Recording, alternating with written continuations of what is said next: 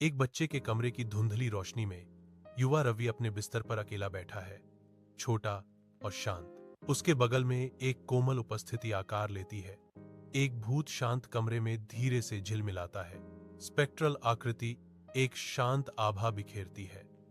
इसका अलौकिक रूप शांति की भावना विकीर्ण करता है। एक फुसफुसाहट जैसी आवाज के साथ भूत बोलता है। उसके शब्द रवि के अनकहे डर के लिए एक सुखदायक मरहम है। डरो मत, भूत आश्वासन देता है। उसकी आंखें प्राचीन ज्ञान और कोमल सहानुभूति से भरी हैं। रवि ऊपर देखता है। उसकी मासूम निगाहें भूतिया निगाहों से मिलती हैं। एक नाजुक भरोसा खिलने लगता है। रात की शांति में रवि अपने कमरे में शांत रहता है।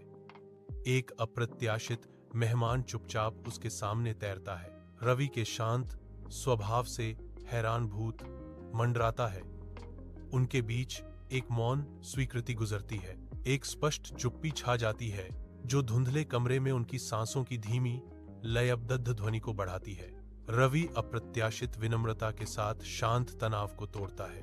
उसकी निगाहें स्थिर और निडर हैं। ठीक है, रवि शुरू करता है। उसकी आवाज मापी हुई और समान है, जो डर का कोई संकेत नहीं दिखाती। रवि शरारती अवज्ञा के साथ स्पष्ट बात बताता है, लेकिन आप मेरे बिस्तर पर बैठे हैं। बच्चे के कमरे की हल्की रोशनी में एक भूत खड़ा है। उसका रूप मंद प्रकाश में थोड़ा झिलमिलाता है। रवि को देखते ही भूत की निगाहें नरम पड़ जाती हैं।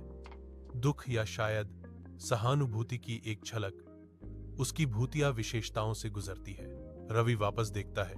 उसकी आंखें जिज्ञासा से खुली हैं, जो डर से परे है। जीवित बच्चे और अलौकिक प्राणी के बीच एक मौन संबंध बनता है। अंतिम लंबे समय तक देखने के साथ भूत फीका पड़ने लगता है। उसकी उपस्थिति छाया में कम हो जाती है। कमरा एक बार फिर शांत हो जाता है। भूत की उपस्थिति की गूंज हवा में लटकी रहती है।